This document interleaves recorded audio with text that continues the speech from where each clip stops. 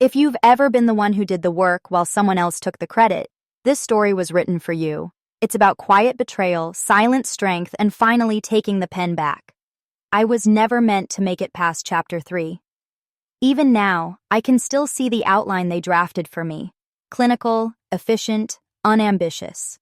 I was the support character, the one who nodded when others spoke, who quietly filled in research gaps while someone else presented with polished diction and a staged smile.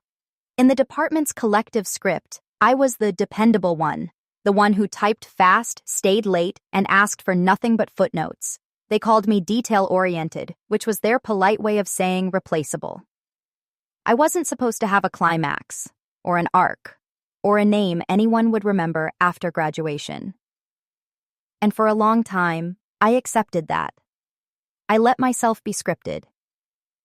They trained me well. I learned how to lower my voice in meetings, how to phrase ideas like questions, just uncertain enough for someone else to claim them with authority. I learned that silence could earn me access, until it became the very thing used to erase me. I learned that being helpful was often the slowest form of self-erasure, disguised as competence. But the moment everything shifted didn't come with a betrayal or an argument. It came wrapped in the soft glow of a laptop screen and the stale air of an empty seminar room. It was late, past midnight. My fingers were cramping from hours of editing a grant proposal that wasn't mine. I wasn't even supposed to be there. Mara had asked if I could just take one more look, the way someone might ask you to hold their purse and then forget you were still holding it 6 hours later. I opened the wrong folder by accident. It was called Final Policy Narrative Approved.docx, tucked in the wrong directory. At first I thought it was just another daughter, but then I saw the title.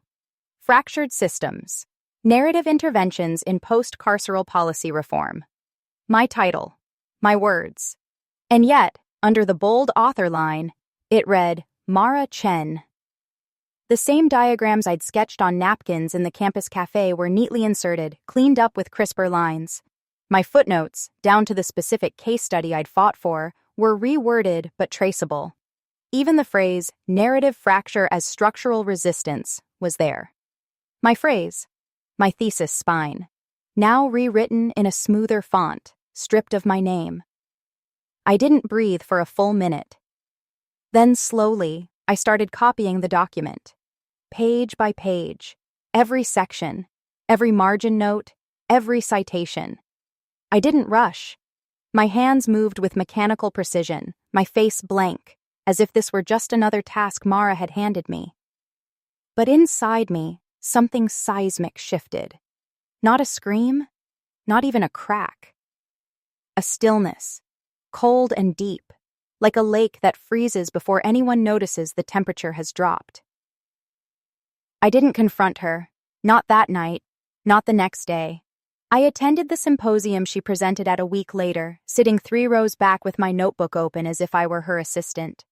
I handed her a glass of champagne during the post-talk reception. She didn't flinch.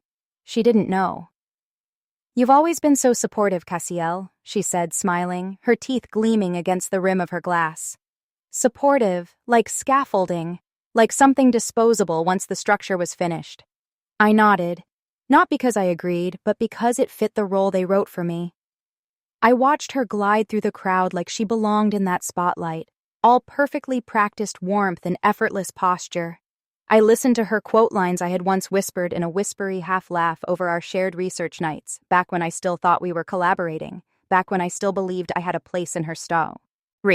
But I wasn't in her story. I was beneath it, supporting it, carrying it. And now I was watching her reap the harvest of my insomnia while they called her brilliant and fresh and visionary. I didn't hate her, not in the way people expect. Hate is loud, wild, sloppy. What I felt was colder than hate, precise, weighted. I was never meant to make it past chapter 3, I whispered to myself in the elevator on the way out. And yet, I memorized every line they left for someone else. The script was clear. Mara was the protagonist, the one with the lineage, the face, the shine. I was the one who filled in the footnotes and faded by the fourth act. But I have seen the ending now, and I no longer agreed with it. The campus hallway buzzed with leftover noise from the symposium, laughter, heels, elevator chimes. I moved through it like smoke, unseen, untouched, but present. I could feel the weight of the draft in my backpack. The copied file is still open on my flash drive. My words, no longer lost. I haven't acted yet, because vengeance without structure is just sound, and I had learned to distrust noise. Instead, I began taking notes, not just of what was said, but of what wasn't. The places where my name vanished, the hands that shook Mara's while ignoring mine, the moments where decisions were made in rooms I wasn't invited into. This wasn't about her anymore. It was about the system that trained her to think I was a staircase. Mara wasn't the villain, she was the starlet. The real antagonist was the script. And I had finally found a pen. I spent the next few weeks quiet as a scalpel. I worked late, smiled politely, nodded in meetings, but inside, I was outlining something else entirely. Not a takedown, a rewrite. One that didn't ask for validation, one that wouldn't wait to be handed the lead, and one where the quiet girl didn't disappear in Act 4, because she was too beau. The audience nodded, captivated. And I smiled. It wasn't a kind smile. It was the smile of someone who had finally accepted the cruelty of the script. "You've always been so supportive, Cassiel." The words landed like an ice pick against the glass of my ribs. Not because they surprised me, but because of how easily she said them. As if support was something I offered freely. As if she hadn't taken it like oxygen from a drowning girl. Supportive. Like scaffolding. Like something you tear down once the set is finished. I handed her a glass of dry champagne, my fingers steady, my eyes unreadable. She leaned in and kissed the air beside my cheek. All performance. The flash of cameras caught the exact moment. Two colleagues, smiling in unison, sisters in academia, arm in arm, in mutual triumph. Only one of us knew the lines were stolen. She turned back to the group. More shaking hands, more praise, more laughter that felt like nails scratching on glass. She belonged to them now, the golden girl of policy reform, the face they could put on the brochure, the voice they wanted speaking for the future. And me? I was just a shadow standing near the wine table, watching a lie wear my skin like a borrowed coat. There was a moment, a small one, when our eyes met across the room. Just for a second. Her smile faltered. Barely. A flicker. A pinprick of discomfort. But then it passed, and she turned back to the dean, laughing too loudly. I wondered if part of her knew, if somewhere beneath all that polish, some forgotten piece of Mara still remembered who built the spine of her success, or maybe she had simply rewritten it in her head. Maybe it was easier to believe she had earned it, that my silence was consent, that my absence from the author line was fairness, not theft. "You don't need credit, Cassiel. You're doing it for the impact, right?" she'd said once. Back when we were still seeing herring coffees and secrets. Back before I realized she was memorizing my phrasing like flashcards. Back when I thought we were equals. The applause was thunderous, that particular brand of standing ovation that feels rehearsed. Her name echoed again and again, and the words visionary, genius, and trailblazer floated through the air like perfume, light, flattering, and suffocating. I didn't move. I just watched. Let them cheer. Let them shake her hand and post about it on social media. Let them call her the future of policy narrative. I already knew how the ending was supposed to go, but I had no intention of letting it play out. Not like this. Not with her delivering my thesis in a silk blazer while I poured drinks like the help. There's a kind of rage that doesn't scream. It doesn't explode. It just sharpens. It becomes scalpel precise. It calculates timelines, watches body language, records who claps and who doesn't. That was the kind of rage I felt. Controlled, cold, and deeply awake. I slipped out before the photos began. The air outside was colder than I expected. Or maybe it was just me. My hands had gone numb from holding the glass too long. The street lamps buzzed, indifferent. The campus quad stretched out in front of me, wide and dark and full of ghosts. I thought about my name. Cassiel Arden. Not in the footnotes, not as a research assistant, not as a thank you slide at the end of someone else's talk, but bold, top line, unabridged. It felt foreign, too large for the space I had lived in for so long. But I didn't shrink from it anymore. I didn't head home. Not yet. Instead, I walked into the old campus archive building. The one nobody visited unless they had to. It smelled like paper and regret. I sat in the back, opened my laptop, and pulled up the document again. The real one. The one with my original phrasing, my old footnotes, my first clumsy attempts at making something honest, and I began rewriting it. Not for her, not for the dean, not even for justice, but for myself. Because if I was going to burn the script they gave me, I needed to know the sound of my own voice again. And this time, I wouldn't write it in pencil. This time, I would sign it with ink, and they would read it. All of them, whether they wanted to or not. There's a strange intimacy to failure when you stop pretending it didn't happen. I found the call for applications late at night, buried deep in a listserv email I normally would have deleted. The subject line was unassuming. Narrative reform in post-institutional policy, applications now open. No logos, no big names, just a quiet fellowship hosted by a think tank I'd never heard of, looking for submissions that prioritized emotional data, lived truth, and structural risk. I read that line twice, and then again. It didn't ask for accolades. It didn't demand that your name had already circulated in the upper echelons of academia. It didn't ask for press releases, cosigns, or video recordings of standing ovations. It asked for something I hadn't seen in a long time. Original thought, original pain, and the courage to put your name on it. I didn't pause. I didn't even flinch.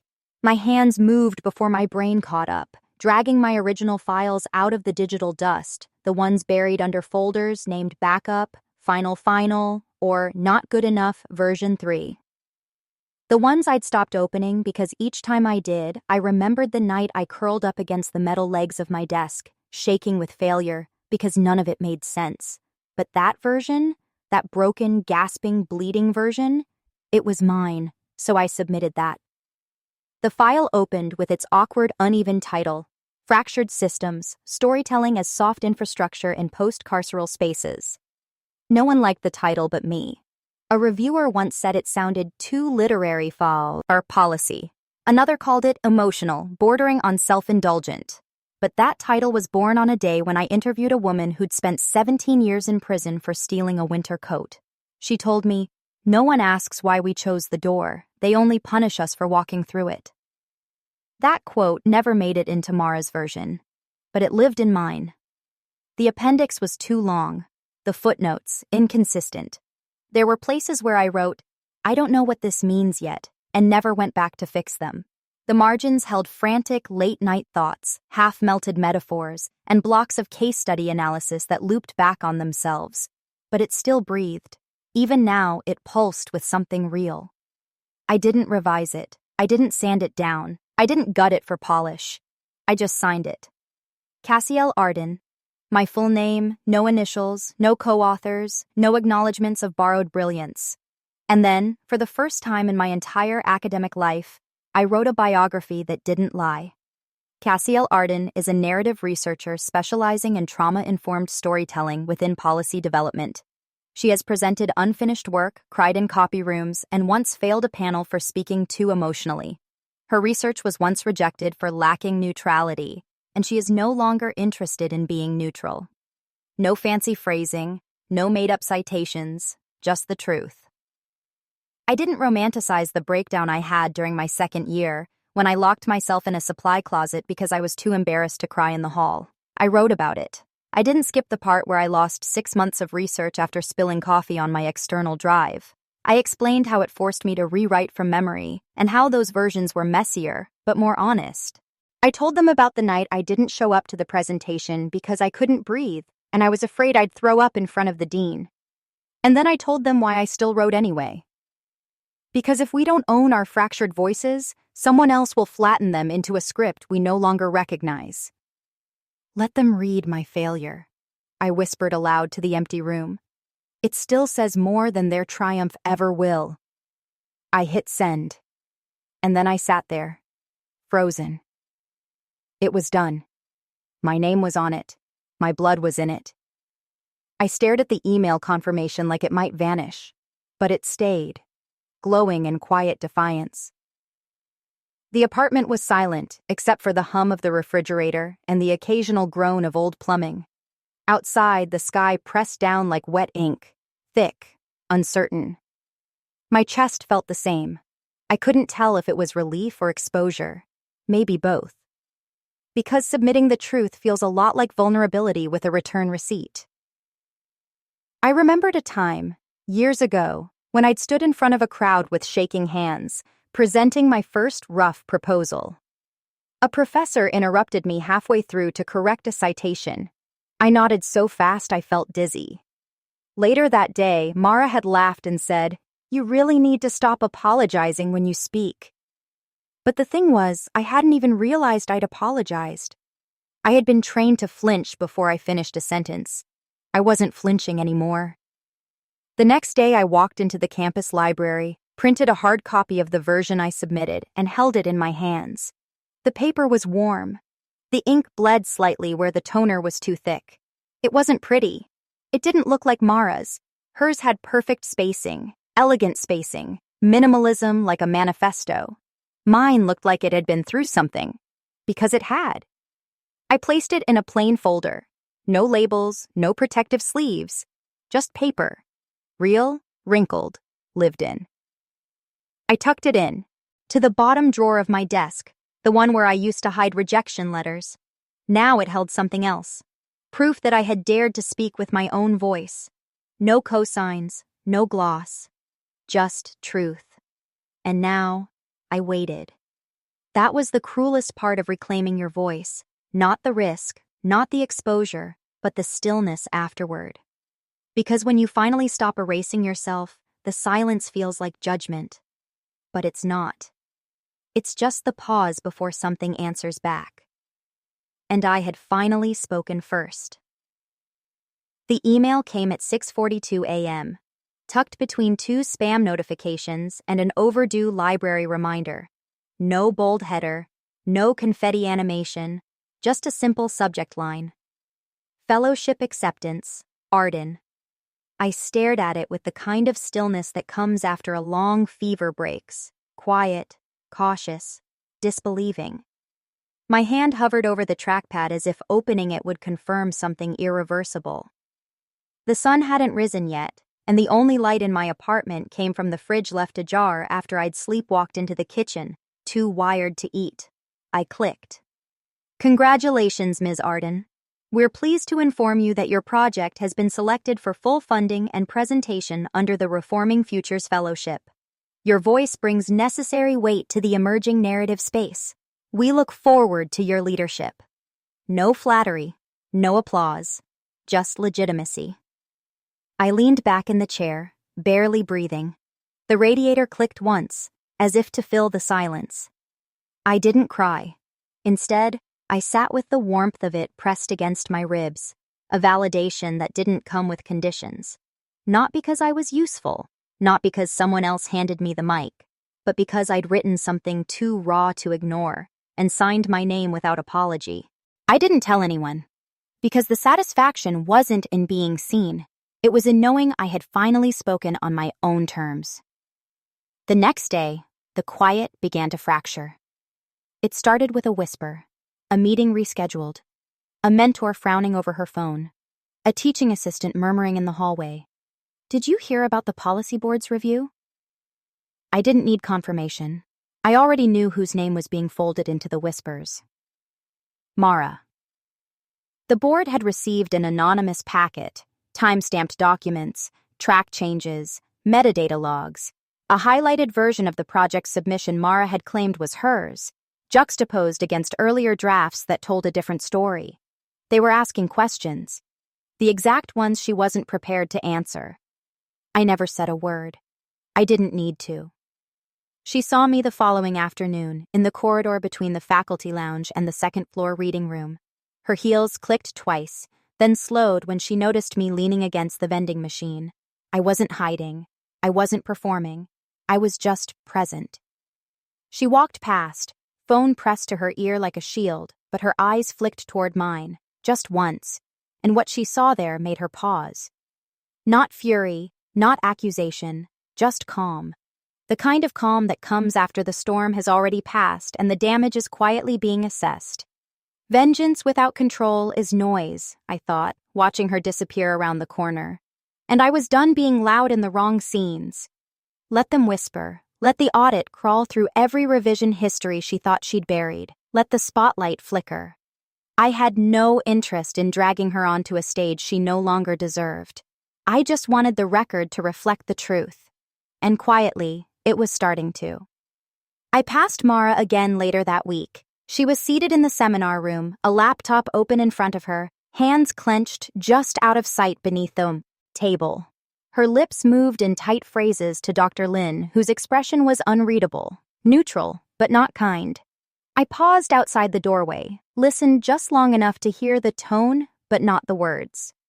The same way she used to listen to my practice pitches, memorizing the phrasing while pretending not to. It was funny, really, how silence now worked in my favor. I didn't feel triumphant. There was no swelling orchestra, no cinematic framing of her downfall, just slow erosion, a quiet unraveling of a narrative built on borrowed brilliance, a house made of stolen bricks, finally starting to crack. I didn't have to pull the thread, I whispered to myself as I walked on. I just had to let it show. There was an odd freedom in that realization, that I didn't need to scream, expose, or destroy her. The truth had weight. All I had to do was set it down. The rest collapsed under its own gravity. That night, I sat on my balcony, legs pulled to my chest, watching the windows of other apartments blink on and off like tired eyes.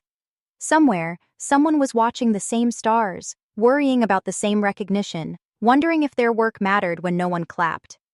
I wanted to reach through the air and tell them, it matters more when it hurts. The version of me from a year ago wouldn't have understood that. She would have begged for acknowledgement.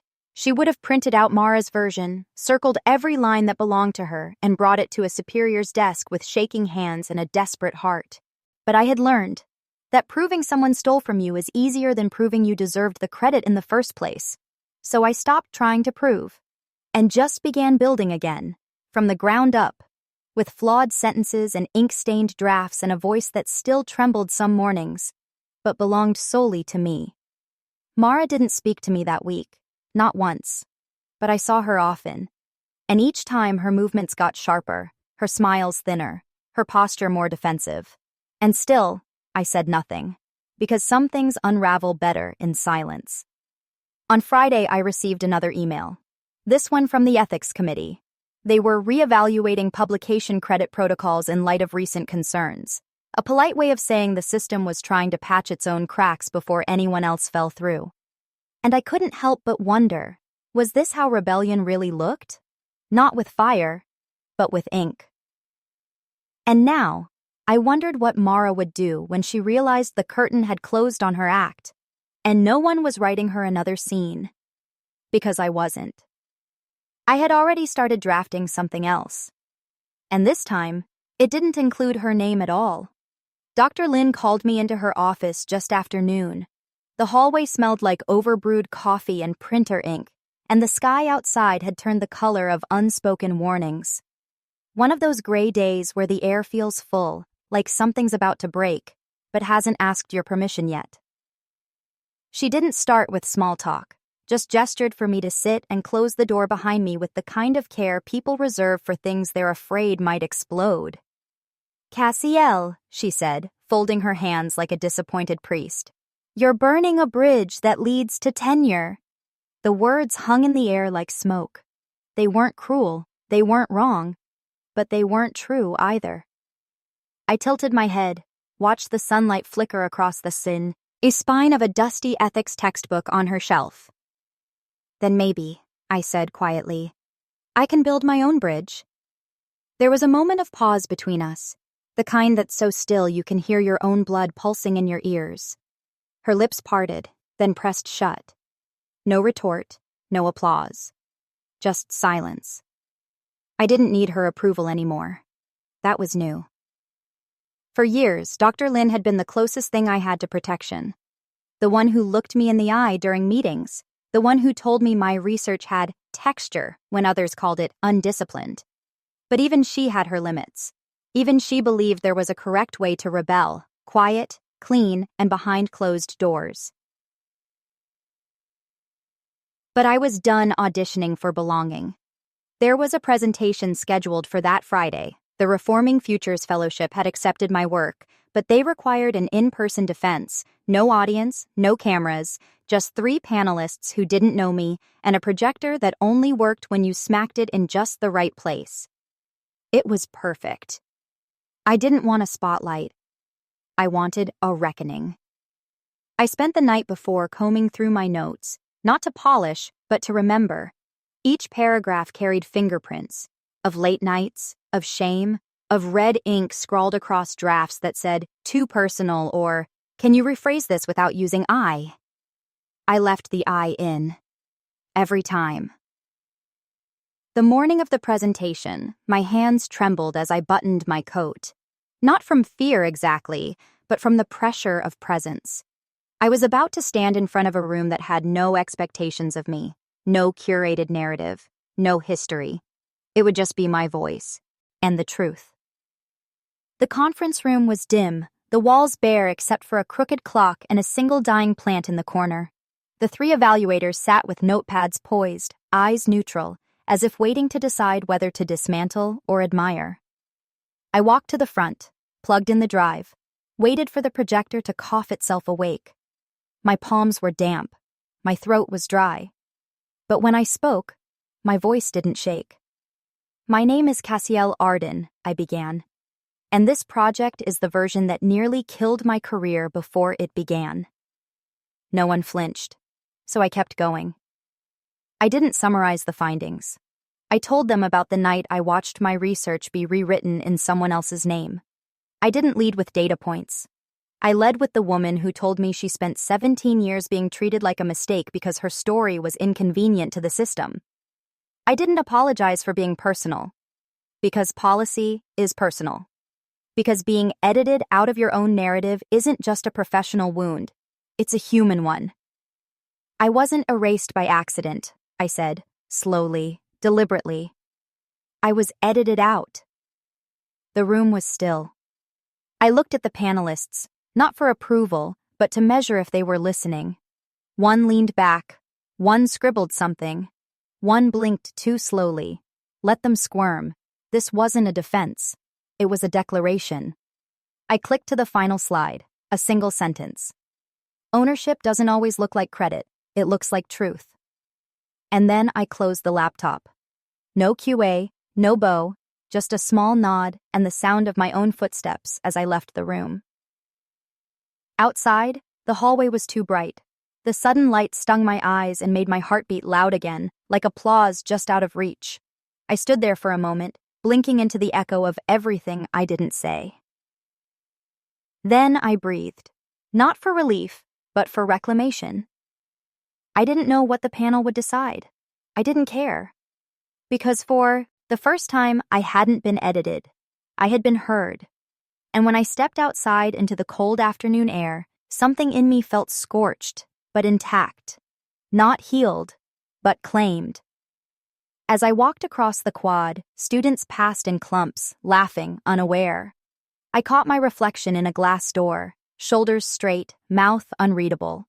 There was no applause, but I was no longer waiting for it. I was writing something else now. And this time I didn't ask for permission. It came on a Tuesday morning. Not a stormy one, not cinematic or cruel, just still. The kind of morning that makes you forget you're living in the aftermath of anything. I was sipping cold coffee out of a chipped mug when I saw the notification appear on my screen. Mara Chen, one new message. Just her name.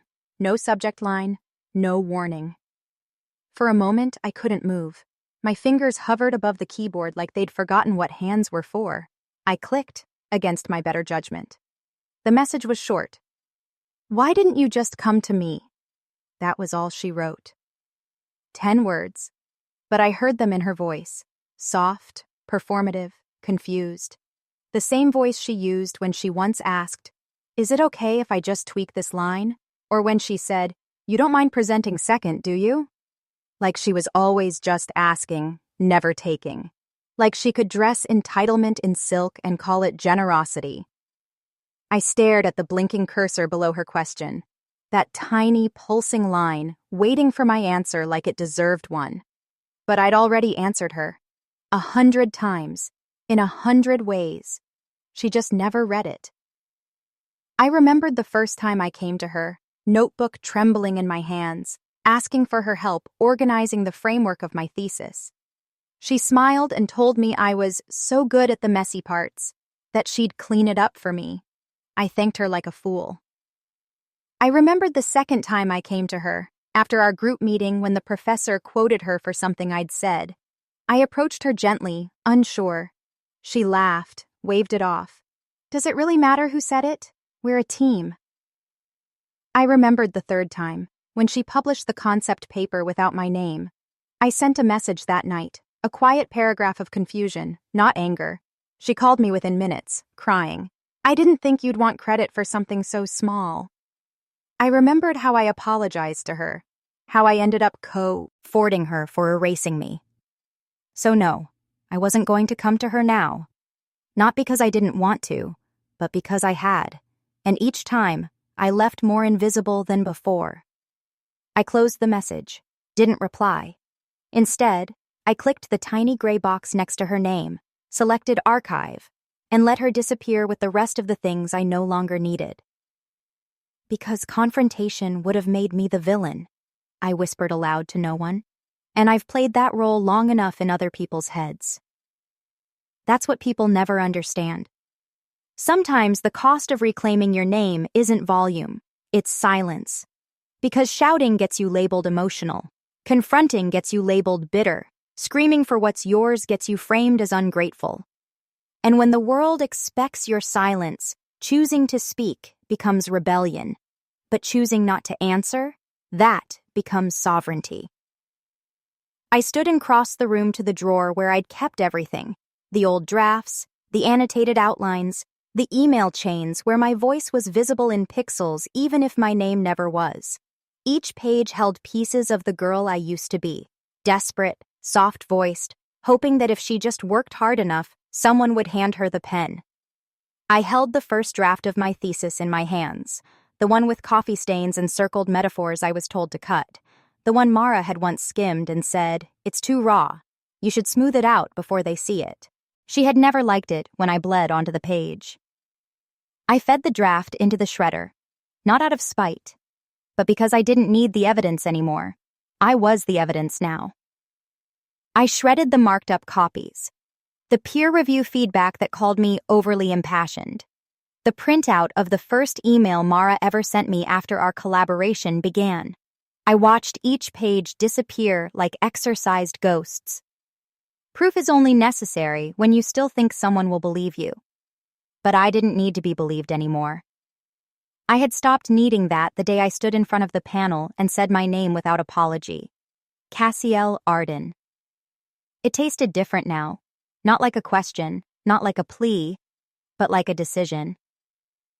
Outside, the sky had shifted, muted sunlight through heavy clouds, the kind of day that makes you believe in fresh starts even when you know better. I opened a window, let the air in. It smelled like pavement and faint jasmine. I sat down and opened a new file, blank, no template, no formatting, no ghosts. And as the cursor blinked at the top of the page, I realized something else. Closure is a myth. It implies balance, an ending with dignity, a mutual turning of pages. But this story wasn't fair, and I wasn't going to pretend it ever would be. So no, I wasn't interested in closure. I was interested in reclamation, in letting silence speak where performance once lived, in leaving the door open Not so someone could walk back through it and offer a delayed apology, but so I could walk through it alone with everything I had rebuilt from ashes. The blinking cursor waited, and I began to write. Not the version they'd approve of, not the one polished for review, but the one that still throbbed, still echoed, still refused to be softened. I began with a single line. She never asked for the pen. She just stopped waiting for someone else to put it in her hand. I paused. And smiled, and kept writing. The invitation came sealed in cream cardstock and silence. There was no apology inside, just congratulations, polished, hollow, precise. The board would be honored to welcome Cassiel Arden as a new member of the Academic Integrity Subcommittee, effective next semester. They called it an honor, as if I'd been handed a medal for surviving a fire they helped light, as if proximity to the throne would make me forget who once locked the doors while my name burned inside someone else's mouth. I set the card down without touching it twice. Because I knew what it was. An illusion of inclusion. A ceremonial seat meant to bind me to the system without ever letting me change it. They wanted to parade me, not empower me. A ribbon-wrapped compromise dressed in ivory font. I didn't respond. 2 days later, the dean called. Not his assistant. Not an administrator. Him. He spoke like someone testing the temperature of a pool before diving in. Cordial, cautious. There's been some confusion, he said, voice light but lips tight. We'd like to clarify any misunderstandings surrounding authorship attribution. It's been quite the semester. Misunderstanding. That word hung in the air like mold, soft and sick. I let him finish. Every last syllable of carefully constructed bureaucracy. Then I answered slowly, deliberately. I don't want your clarification. I want structural reform. Silence. No more panels without diverse voices. No more blind eyes when credit disappears. No more tenure tracks built on ghosts. Another pause. He shifted. Papers rustled. You've made quite the impression, he said finally, a little too gently. Good, I replied. Let it last. I ended the call. Not with triumph, but with clean detachment. A severing. Because I wasn't here to climb their ladder. I was here to burn down the ceiling. Later that week, I received a visit. Not from a professor, not from a colleague, from a girl. She looked like I once did. Tired eyes, a stack of notes clutched to her chest like armor, knuckles bitten raw. Her name was Maya. I'd seen her before, trailing behind another student, Carla Wu, one of the department's rising stars.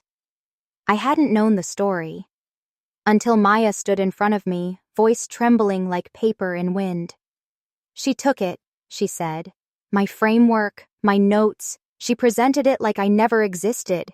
And now she's getting funding. I didn't blink, didn't gasp, just held out my hand. She placed the paper into it. Handwritten, scattered, raw. Brilliant. I didn't promise her revenge. I didn't offer her comfort. I walked to the cabinet, pulled out a blank folder, no label, no title, and placed it in front of her. What do I do? She asked, voice cracking under the weight of wanting to be heard. You fill it, I said, then make them read it. She blinked, looked at the folder like it might bite her. They won't care. Then don't write for them. Write for yourself. Write it messy. Write it ugly, but put your name on every page. She opened her mouth, closed it, then nodded. She left without another word, but I knew she would come back. They always do eventually. Because once someone dares to whisper the truth, silence becomes unbearable. That night, I walked past the frame. The photos lining the third-floor hallway, portraits of board members past and present. I paused at the empty space waiting for the next inductee. My name was supposed to go there. It never would. And that felt right. Because power isn't always about where you sit. Sometimes it's about what you refuse. I thought about all the times I'd been told I was difficult, ungrateful, too sharp, too cold. I remembered the days I watered myself down just to survive a meeting. The nights I stayed up rewriting other people's praise so they could sleep easier. But I wasn't tired anymore. I was sharpened, and I had finally learned the difference between being included and being claimed. You don't need their approval, I'd told Maya. You need your own authorship. That was the legacy I wanted. Not a seat on the board, but a drawer full of blank folders I could hand to the next girl with trembling hands and a stolen story, so she could write her own, and sign it without flinching. The conference room smelled like polished wood and bitter coffee. Rows of nameplates shimmered under low, indirect lighting, each one bearing titles that meant very little outside these walls. Senior Fellow, Chair Emeritus, Director of Collaborative Futures. I used to look at those titles like doors I had to unlock, passwords to credibility. Now I saw them for what they were. Signage. Nothing more. I didn't come here to speak. I wasn't on the panel. I wasn't listed on the flyer or announced in the opening remarks. I came to listen, to measure the silence between words, to watch who was quoted and who was borrowed from.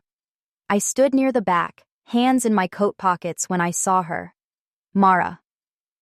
She looked older, not aged exactly, but worn, like a hardcover left too long in sunlight. Her hair was pulled tighter than usual, like she was holding herself together strand by strand. And her eyes, once sharp enough to slaw ice through a room, had dulled just slightly at the edges. She saw me before I could disappear into the crowd. For a moment, I thought she would pretend not to, but Mara had never been one to turn away from a performance, especially when she wasn't sure if she was the lead. She stepped closer.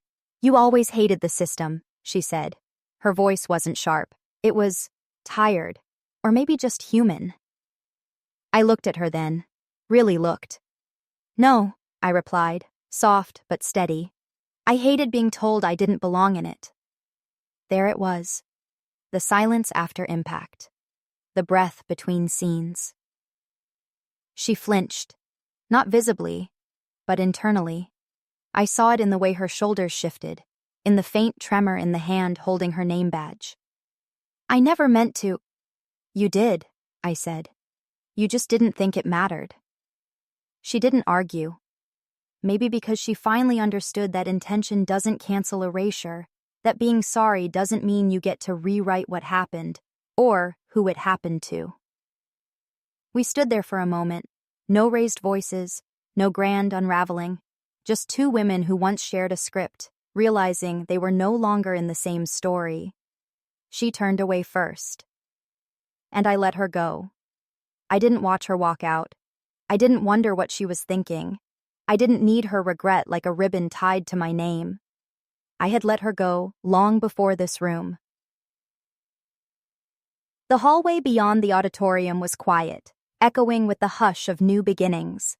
I walked slowly, past framed photos of past conference panels, names I used to study, faces I once thought were gods.